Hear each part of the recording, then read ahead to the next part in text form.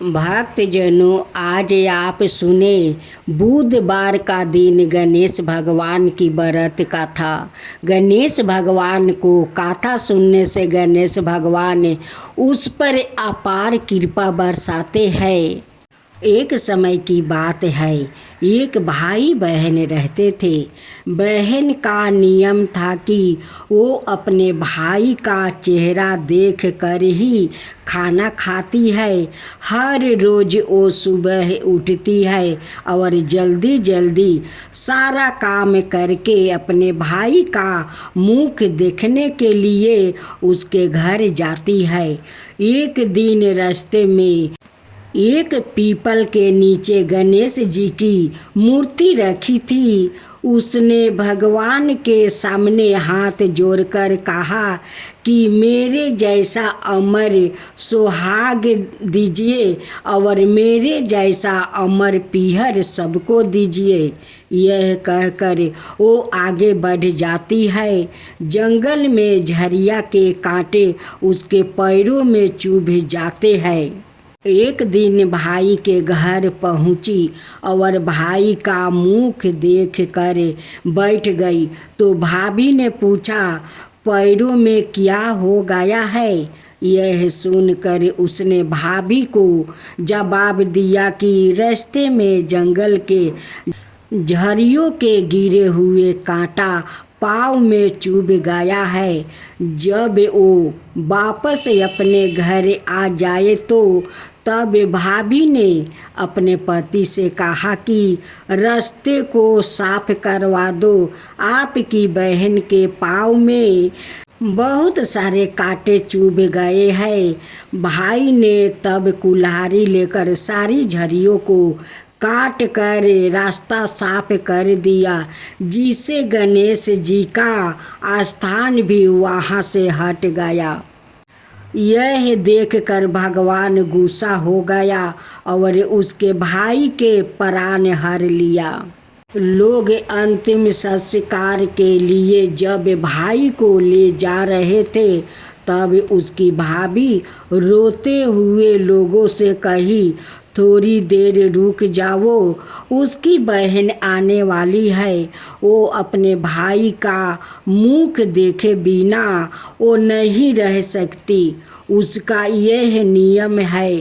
तब लोग ने कहा, आज तो देख लेगी पर काल कैसे देखेगी?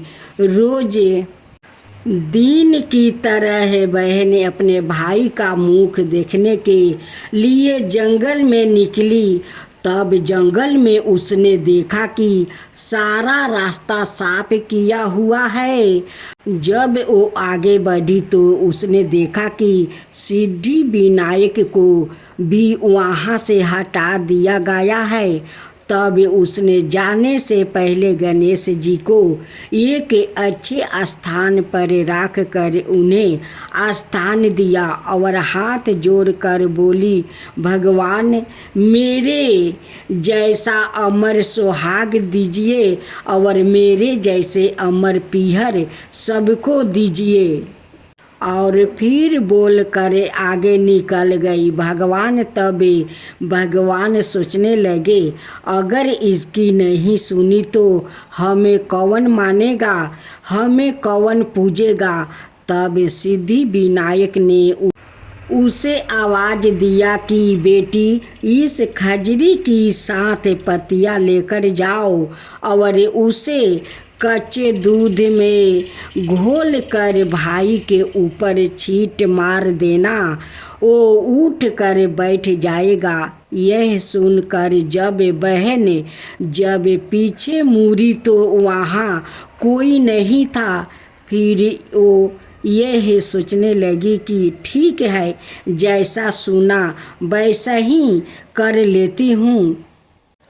फिर वो 7 खजरी की पत्तियाँ लेकर अपने भाई के घर पहुँची। उसने देखा वहाँ कोई लोग बैठे हुए हैं। भाभी बैठी रो रही है और भाई की लाश रखी है। तब उसने उस पत्तियाँ को बताए हुए नियम के तहत भाई के ऊपर इस्तेमाल किया। तब भाई उठ कर बैठ गया।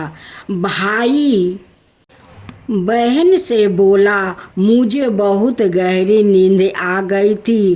तब बहन बोली, यह नींद किसी दुश्मन को भी ना आए। और उसने सारी बात अपने भाई को बता दिया। तो मान्यता के अनुसार यह है गणेश जी की चमत्कारी कहानी।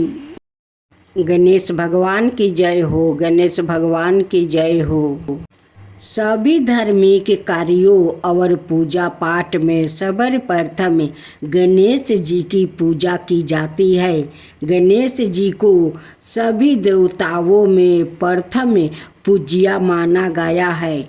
गणेश जी की पूजा के बगैर कोई भी शुभ कार्य प्रारंभ नहीं किया जाता। गणेश जी को शुभ लाभ के दाता और रिद्धि सिद्धि का स्वामी माना जाता है। गणेश जी को यही प्रथम पूज्य युग के माना गया है।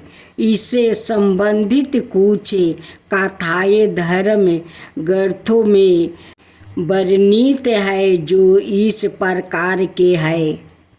पूर्व काल में एक बार देवताओं ने माता पार्वती को अमृत से तैयार किया हुआ एक मोदक दिया, जिसे देखकर उनके दोनों बालक कार्तिकेय और गणेश माता से मोदक मांगने लगे। तब माता पार्वती ने उनकी वृद्धि को परखाने के उद्देश्य से मोदक के महत्व का वर्णन करते हुए उसने कहा कि तुम में से जो धर्मचरण के द्वार श्रेष्ठता प्राप्त करके सर्वप्रथम सभी तीर्थों का वर्णन कर आएगा, उसी का मैं यह मोदक दूंगी। माता की ऐसी बात सुनकर कार्तिकेय अपने वाहन मयूर पर सवार होकर शीघ्रता से चल दिए। इधर गणेश जी का वाहन मूषक होने से वो सोच में पड़ गया कि मेरा वाहन तो मूषक है, मैं अपने बड़े भाई से पहले नहीं जा सकता। तब गणेश जी ने श्रद्धापूर्वक अपने माता पिता की परिक्रमा करके उनके सामने हाथ जोड़कर खड़े हो गए। यह देखकर माता पार्वती और पिता शंकर भगवान ने मन ही मन गणेश जी की बुद्धि की प्रशंसा करते हुए उन्हें अपने गले से लगा लिया। उधर कार्तिकेय जी अपने वाहन से जल्दी जल्दी सभी तीर्थों का भ्रमण करते खुश होते हुए दिन भर में वापस आ गए। उन्होंने देखा कि गणेश तो पहले से ही माता पिता के पास बैठे हुए हैं। तब कार्तिक जी ने अपने माता पिता से गणेश जी के पहले आने के संबंध में पूछा, तो माता पार्वती ने उन्हें समझाते हुए कहा कि समस्त तीर्थों में किया हुआ स्नान, संपूर्ण देवताओं को किया हुआ प्रणाम, सब ज्ञान का किया हुआ अनुष्ठान और सभी प्रकार के व्रत मंत्र योग और समय का पालन, यह सभी साधन माता पिता के पूजन के 16वां अंश के बराबर भी नहीं हो सकते। इसलिए यह गणेश से सैकड़ों पुत्र से कंडो गणेश से भी बढ़ कर है। इसलिए यह मोदक मैं गणेश को ही अर्पित करती हूँ और माता पिता की भक्ति के कारण ही इसकी प्रत्येक जग में सबसे पहले पूजा होगी। और इस प्रकार सभी से प्रत्येक धार्मिक अनुष्ठान में गणेश जी को सर्वप्रथम पूजा जाता है। चौठ माता की जय हो, चौठ माता की जय हो। एक सेठ सेठानी थी, उनके एक बेटा और बहू थी। बहू सबको भोजन करवा के फिर सवाए भोजन करती थी। एक पड़ोसिन ऐसी भी थी जो रोज पूछती कि बहू आज क्या बनाया खाया है। बहू कहती, हे पड़ोसिन ठंडो बासी। एक दिन उसके पति ने ऐसा सुनकर विचार किया कि आज तो पकवान बनाया जाए, फिर देखती हूँ कि मेरी पत्नी क्या कहती है। उसने तरह तरह के पकवान बनवाया और घर के सभी लोग ने एक साथ बैठकर भोजन किया। आज भी पड़ोसिन ने पूछा तो बहू ने कहा, पड़ोसिन ठंडो बासी। सेठ के लड़के ने सोचा कि कोई बात तो अवश्य है जिससे कि मेरी पत्नी ऐसी कहती है। उसने अपनी पत्नी से पूछा, तुम रोज ठंडो बासी क्यों कहती हो?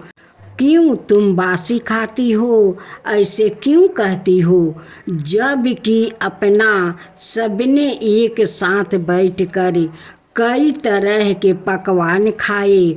उसकी पत्नी बोली, आपने जो खा रहे हैं वो बाप बूढ़े की कमाई है। जिस दिन आप काम करके लाओगे उस दिन मैं समझूंगी कि ताज़ा भोजन कर रही हूँ। अब एक दिन लड़के ने माँ से कहा, मैं एक बार शहर में कमाई करने जा रहा हूँ। माँ बोली, बेटा अपने पास इतना धन है कि खाया नहीं जा सकेगा। माँ के माना करने पर भी बेटे ने सवाए कमाने का मन बना लिया और जाते समय पत्नी से कहा, मैं जब तक कमाकर बहुत सा धन लेकर ना आऊं तुम चूल्हे की आग मत बुझाने देना। एक दिन चूल्हे की आग बुझ गई तो वो मन ही मन घबराने लगी, कहीं मेरे पति पर संकट तो नहीं आन पड़ा। जल्दी से पड़ोस में से आग लाकर चूल्हे में राख देती है। ऐसा विचार करके पड़ोस में गई। वहाँ पड़ोसिन ने चौठ माता का व्रत पूजन कर रही थी। पड़ोसिन ने कहा, थोड़ी देर में आकर ले जाना। बहू ने पड़ोसिन से पूछा, आप यह व्रत क्यों करती है? इससे क्या मिलता है? पड़ोसिन ने कहा, चौठ माता के इस व्रत को करने से अन्न लक्ष्मी मिले और अपनी मनोकामना पूरी होता है। अब बहू भी चौठ माता का व्रत करने लगी। दीवार पर चौठ माता बनाई। उस दिन घी गुड़ का चूरमा बनाकर रात्रि को चंद्रमा को अर्घ देकर भोजन करती है। ऐसा करते करते बहू दिन हो गया। चौठ माता ने उस बहू के पति को सपना दिया कि साहूकार का बेटा तू जागे कि सोए, तेरी पत्नी बहुत याद कर रही है। घर जाकर उसकी चिंता मिटाओ। तू दुकान खोल कर कंकु केसर का पगला बन के बैठ जाना। आज तेरा हिसाब किताब चुकता हो जाएगा। अब तो चौठ माता ने जैसा कहा था वैसा ही हुआ था। उसने घर जाने की तैयारी की और गाड़ी भर के धन दौलत लेकर चल दिया। रास्ते में एक बड़ा सा काला नाग फन फैलाए बैठ गया और कहने लगा, आज तो मैं तुझे डांसूंगा, छोड़ूंगा नहीं। आज तेरी आहू पूरी हो गई है। सेठ ने लड़के से कहा, आज चौठ माता ने मुझे सपना दिया तो मैं पत्नी से मिलने घर जा रहा हूँ। वहाँ मेरी पत्नी बहुत चिंता कर रही है। मैं उसे मिल कर जरूर आऊँगा। तब तुम मुझे डांस लेना। नाग ने कहा, तुम शपथ पूर्वक कहकर जाओ तो मैं तुम्हें जाने दूंगा, परंतु लौट कर नहीं आए तो तुम्हारे घर आकर मैं तुम्हें डांस लूँगा। इस प्रकार सांप को वचन देकर वो अपने घर पहुँचा। वहाँ सभी से हंसी खुशी से मिला और भोजन करने को बैठा तो उदास होकर बैठ गया। उसकी पत्नी ने उदास होने का कारण पूछा तो पति ने काले नाग वाली बात बताते हुए कहा, यदि मैं उसके पास नहीं जाऊंगा तो वो घर आकर ही मुझे डांस लेगा। पत्नी बहुत चतुर थी। उसने कहा कि आप घबराओ नहीं, लेट जाओ, मैं एक उपाय करती हूँ। पत्नी ने कमरे की सात पेटी सिरवा धोई। पहली पेटी पर रेत, दूसरी पर इतरा, तीसरी पर गुलाल फूल, चौथी पर कंकु केसर, पांचवी पर लड्डू पेड़ा, छठी पर गादी गलैचा और सातवीं पेटी पर दूध का कटोरा भर कर रख दिया। इस प्रकार वो सात ही पेटी सजाकर बैठ गई। आधी रात होते ही नाग आकर पेटी चढ़ने लगा। पहली पेटी पर रेत में लौट गया और कहने लगा कि सेठ की बहू ने आराम तो बहुत दिया, पर बचनों से बंध कर आया हूँ सो डांसूंगा। अबर से ही इसी प्रकार सातों पेटियों पर नाग आराम करता हुआ और कहता हुआ कि डांसूंगा जरूर। कमरे में जाने ही वाला था कि चौठ माता ने विचार किया कि मैं इसे नहीं बचाऊंगी तो संसार में धर्म कर्म और व्रत पूजन को कौन मानेगा। अब तो गणेश जी, चंद्रमा जी और चौठ माता ने उसे बचाने का विचार किया।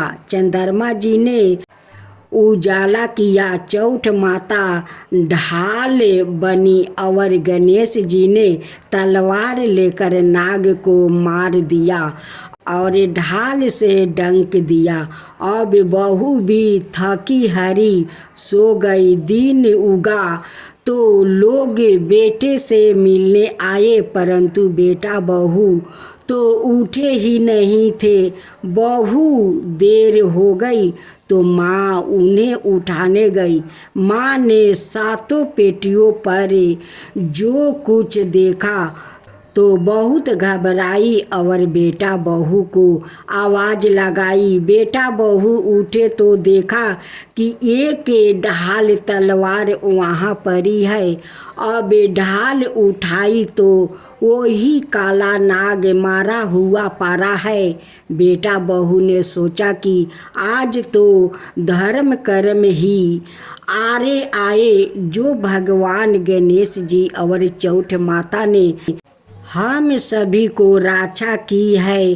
चौठ माता, आपने जैसी सेठ के बेटे बहू की रक्षा किया है वैसे ही सबका रक्षा कीजिए।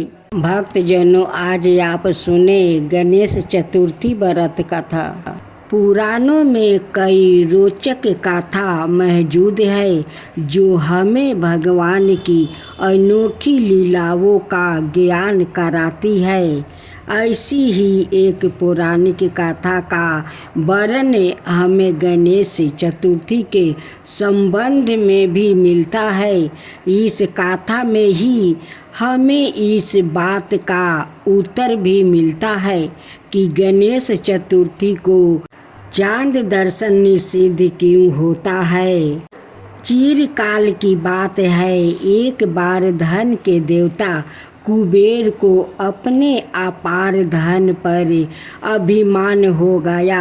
एक दिन उनके मन में विचार आया कि मेरे से अधिक धनवान समस्त जग में कोई नहीं है।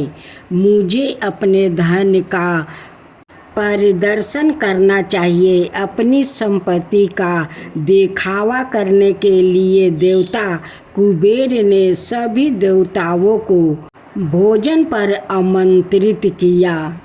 जब वो भगवान शिव और माता पार्वती को भोजन के लिए निमंत्रण देने पहुँचे तो भगवान शिव जी कुबेर की मनसा को समझा गए थे कि वो सिर्फ अपनी धन संपत्ति का दिखावा करने के लिए उन्होंने अपने महल में आमंत्रित कर रहे हैं। भगवान शिव जी ने कुबेर का अभिमान तोड़ने के लिए गणेश जी को उनके साथ भेजने का निर्णय लिया। भगवान शिव जी बोले, मैं कुछ महत्वपूर्ण कार्यों में व्यस्त हूँ, आप मेरे पुत्र गणेश को अपने साथ ले जाइए।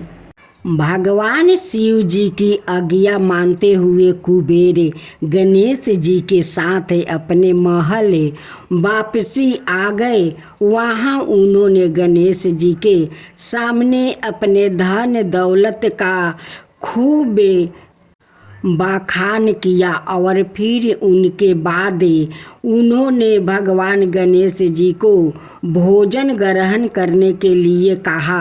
गणेश जी को भोजन में विभिन्न प्रकार के पकवान परोसे गए और धीरे धीरे गणपति जी ने पूरा भोजन समाप्त कर दिया।